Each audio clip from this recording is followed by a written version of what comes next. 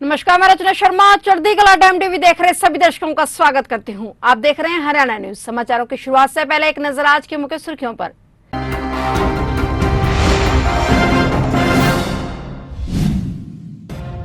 यमुनानगर में लगेगा नया पावर प्लांट। प्रदेश में लगने वाले बिजली कट का किया जाएगा स्थायी समाधान।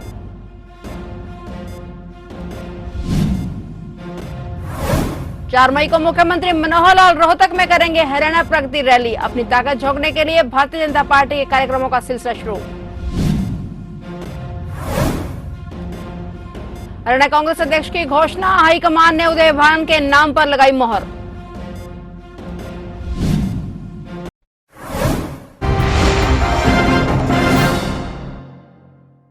और अब समाचार विस्तार से। पानीपत में हरियाणा सरकार की तरफ से आयोजित 400 साला प्रकाश पर्व समागम बड़ी धूमधाम से मनाया गया। आप भी देखिए 400 साला प्रकाश पर्व के समागम की खास रिपोर्ट।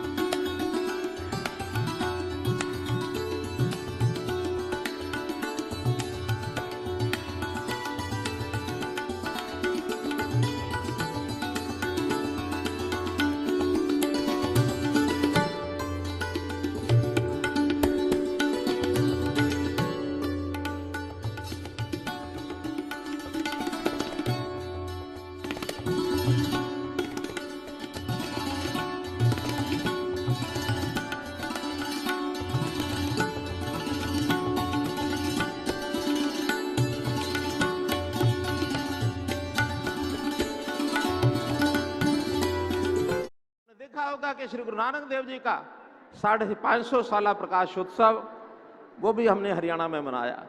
हमने देखा श्री गुरु गोविंद सिंह जी का 350 साला प्रकाशोत्सव वो भी हमने धूमधाम से हरियाणा में मनाया।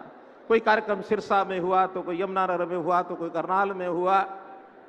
हम और भी संत महापुरुष, चाहे गुरु रविदास जी हैं, महर्षि वाल्मीकि हैं, संत कबीर हैं, इनके भी जयंतियां सरकारी तौर पर हम मनाते हैं। हम चाहते हैं कि संतों के, महापुरुषों के जो विचार हैं वो जन जन तक पहुंचने चाहिए। उनके जीवन की प्रेरणा ये हम सबको मिलनी चाहिए।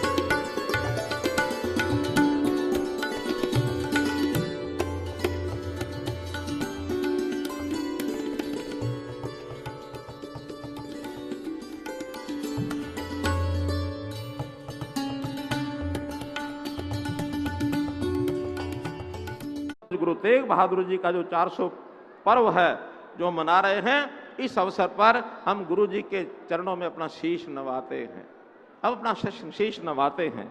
आज मैं ये भी घोषणा करना चाहता हूं, वैसे तो सरकार की ओर से हमने पिछले वर्षों में अनेकों नाम गुरुजनों के, जो हमारे सिख गुरु हैं, उनके नाम से कितने ही प्रोजेक्ट, कितनी सड़कें, कितने ही कार्यक्रम हमने चलाए हैं। सबका उल्लेख बड़ा लंबा हो जाएगा, लेकिन जैसे 2 बातें मैंने पहले कही हैं और 2 बातें मैं आज और कहना चाहता हूं। एक तो अभी हमने कुछ मेडिकल कॉलेजेस की घोषणा की है, नए मेडिकल कॉलेज बनाएंगे। तो हमने तय किया है कि यमुनानगर में पांजुपुर गांव के अंदर लगभग 60 एकड़ जमीन वो गांव के लोगों ने दी है, वहां मेडिकल कॉलेज बनेगा। उस मेडिकल कॉलेज का नाम भी श्री गुरु तेग बहादुर मेडिकल कॉलेज हम रखेंगे।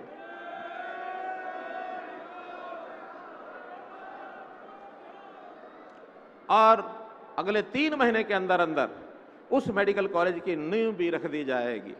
इसी प्रकार से एक आज जो हमको जानकारी मिल रही है कि यहाँ पर इस कार्यक्रम में अपने अमृतसर साहब से भी जल को लाया गया है। उस अमृत को आज हम यहाँ प्रसाद के रूप में ले रहे हैं और उस अमृत का हम जलपान कर रहे हैं। इसी तरह बिहार से भी सासाराम से, और गुरु साहब के जो सेना के अंदर उन्होंने हथियार अपने हाथ से चलाए थे, उन हथियारों की प्रदर्शनी यहाँ लगी हुई है। सासाराम बिहार से वो लाए गए हैं और अभी ये सामने भी प्रदर्शन, गुरु साहब के सामने जो शस्त्र हैं, उन शस्त्रों की प्रदर्शनी यहाँ भी है। तो इन शस्त्रों का पूरे देश में भ्रमण का कार्यक्रम बनाया जा रहा है। तो मुझे बताते हुए आपको खुशी हो रही है कि इन शस्त्रों के लिए एक जो वाहन की आवश्यकता है, जिस वाहन में ये सारे देश भर में जाएंगे, उस वाहन को भी हम हरियाणा सरकार की ओर से डोनेट करेंगे। जिस प्रकार का वाहन चाहिए उस प्रकार का वाहन उपलब्ध कराया जाएगा।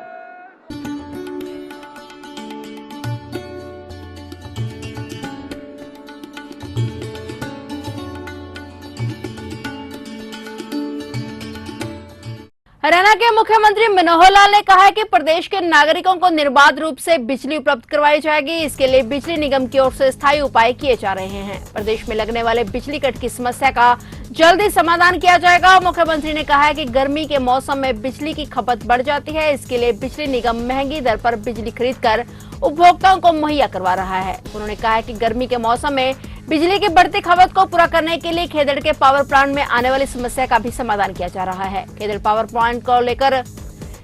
प्लांट को शीघ्र ही चालू किया जाएगा। मुख्यमंत्री ने कहा है कि बिजली की समस्या का स्थायी समाधान करने के लिए यमुनानगर में 750 मेगावाट का नया पावर प्लांट लगाया जाएगा। इसके लिए प्रक्रिया पूरी की जा रही है। यह पावर प्लांट लग जाने के बाद 750 मेगावाट अतिरिक्त बिजली का उत्पादन होगा। 4 मई को रोहतक जाट शिक्षण संस्थाओं के मैदान में हरियाणा के मुख्यमंत्री मनोहर लाल हरियाणा प्रगति रैली करने जा रहे हैं। इस रैली को सफल बनाने के लिए भारतीय जनता पार्टी ने अपनी ताकत झोंकने के लिए कार्यक्रमों का सिलसिला शुरू कर दिया है। आज रोहतक स्थित भाजपा प्रदेश कार्यालय में रैली में लोगों को जोड़ने के लिए भाजपा के नेताओं ने एक बैठक की और इस बैठक में पूर्व सहकारिता राज्य मंत्री मनीष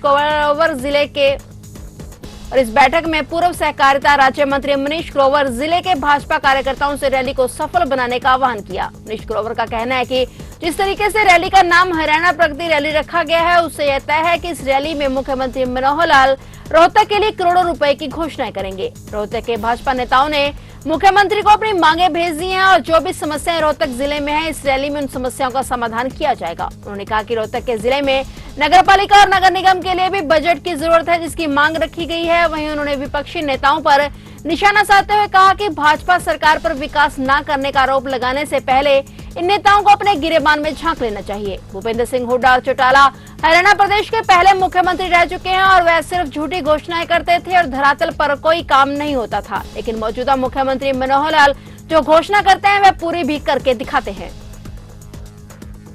हरियाणा में कांग्रेस प्रदेश अध्यक्ष की घोषणा कर दी गई है। हाईकमान ने उदय भान के नाम पर मोहर लगाई है। बताया जा रहा है कि उदय भान 4 बार विधायक बन चुके हैं। उदय भान का परिवार वैसे पुराने समय से ही राजनीति में है। उनके दादा चौधरी धर्म सिंह 1928 से 1942 तक होडल नगर पालिका के प्रधान रहे हैं। चौधरी गयालाल भी प्रधान रहे। उदय भान खुद 4 बार 1987 में हसनपुर से और 2000, 2005 और 2014 में पलवल जिले की होडल विधानसभा से विधायक रह चुके हैं। उदयवान हरियाणा के नामी नेता रहे गेयालाल के बेटे हैं। इसके अलावा उदयवान पूर्व सीएम भूपेंद्र सिंह हुड्डा के करीबी हैं। वहीं रामकिशन गुर्जर, श्रुति चौधरी, सुरेश गुप्ता व जितेंद्र भारद्वाज को कार्यकारी अध्यक्ष बनाया गया है। कालका में चाय पे चर्चा कार्यक्रम के तहत हरियाणा सरकार के शिक्षा मंत्री कंवरपाल गुर्जर अपर मोहल्ला वाल्मीकि बस्ती कालका में गोल्डी वाल्मीकि और जीवन वाल्मीकि के घर पर पहुंचे और आने वाले नगर परिषद चुनाव पर चर्चा की। वाल्मीकि सभा की ओर से मंत्री को वाल्मीकि भगवान जी की स्मृति चिन्ह देकर सम्मानित किया गया और सभा की तरफ से पूर्व विधायक लतिका शर्मा के माध्यम से शिक्षा मंत्री को एक मांग पत्र दिया गया, जिसमें लिखा गया कि वाल्मीकि धर्मशाला को बनवाना जो कि जर्जर हालत में है। कालका में लड़कियों के लिए 12वीं तक अलग से जो हिंदू स्कूल बंद पड़ा है उसे दोबारा शुरू किया जाए। जिला पंचकुला में कोई भी सरकारी मेडिकल कॉलेज नहीं है। पंचकुला में जो सरकारी अस्पताल उसे ही विद्यार्थियों के लिए मेडिकल कॉलेज शुरू किया जाए। कालका सरकारी कॉलेज का स्टेडियम जो कि हरियाणा सरकार द्वारा बनाया गया है उसे खिलाड़ी और नागरिकों के लिए खोला जाए।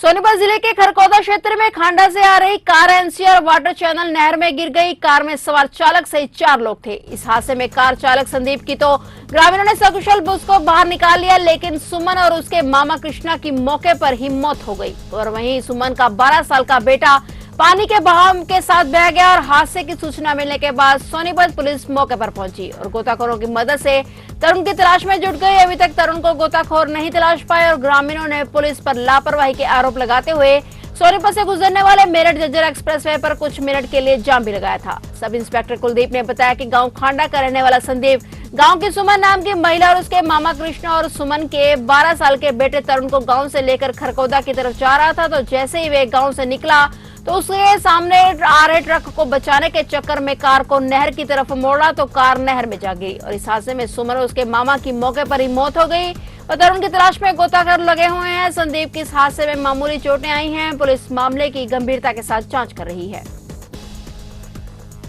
बहादुरगढ़ के सुभाष नगर में 8 दिन पहले हुई 10 साल के बच्चे की हत्या के मामले को पुलिस ने सुलझाने में सफलता हासिल की है। बताया जा रहा है कि मनीष उर्फ गोलू की हत्या उसी के साथ खेलने वाले उसके 15 वर्षीय दोस्त ने की थी। बता दें कि दोनों आपस में खेलते समय झगड़ पड़े थे और झगड़े के दौरान मनीष उर्फ गोलू ने अपने दोस्त को उसकी स्वर्गवासी मां के बारे में अपशब्द कहे थे, जिससे आरोपी ने गुस्से में ईंट मारकर मनीष की हत्या कर दी थी और पहचान छुपाने के लिए उसके शव को आग लगा दी थी। एसपी वसीम अकरम ने बताया कि पूछताछ में आरोपी ने अपना गुनाह कबूल कर लिया है। फिलहाल उसे कोर्ट में पेश किया गया, जहां से उसे बोस्टल जेल में भेज दिया गया है।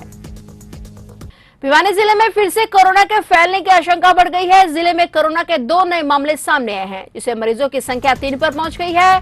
स्वास्थ्य विभाग ने अपील की है कि नागरिक कोरोना महामारी संक्रमण को फैलने से रोकने के लिए सावधानी बरतें। वहीं जिले में 24 घंटे में 400 नागरिकों के सैंपल भी लिए गए और जहां पर आज से 1000 लोगों के सैंपल लेने की योजना है। इसके लिए सिविल अस्पताल के अलावा सभी स्वास्थ्य केंद्रों पर भी आने वाले मरीजों के सैंपल लिए जाएंगे। Saint Vivekananda millennium school Pinjore में 11वीं कक्षा के छात्रों ने अपने सीनियर को भावभीनी विदाई दी। इस समारोह को इस सत्र में कुछ अलग तरीके से मनाया गया, जिसमें सर्वप्रथम द्वीप प्रज्वलन के साथ विवेकानंद जी का अर्चन मंत्रों सहित किया गया और तत्पश्चात स्वागत गीत के साथ विद्यालय की निर्देशिका कमल राय, प्राचार्य पीयूष पुंज, उप प्राचार्य पल्लवी एवं समस्त शिक्षकों के साथ 12वीं कक्षा के छात्रों का स्वागत किया गया। 11वीं कक्षा के छात्रों ने अपने वरिष्ठ बंधुओं को भिन्न भिन्न टाइटल से सुसज्जित किया। कार्यक्रम के बीच में नृत्य एवं संगीत द्वारा सबका मनोरंजन किया गया। वहीं विशेष अभिभावक के रूप में नबिया फारूकी के पिता अख्तर फारूकी को भी पुष्प गुच्छ से सम्मानित किया गया। फिलहाल हरियाणा न्यूज में इतना ही और नए समाचारों के साथ फिर से हाजिर होंगे। तब तक के लिए देखते रहिए चढ़ती कला टाइम टीवी और अब मुझे दीजिए इजाजत। धन्यवाद।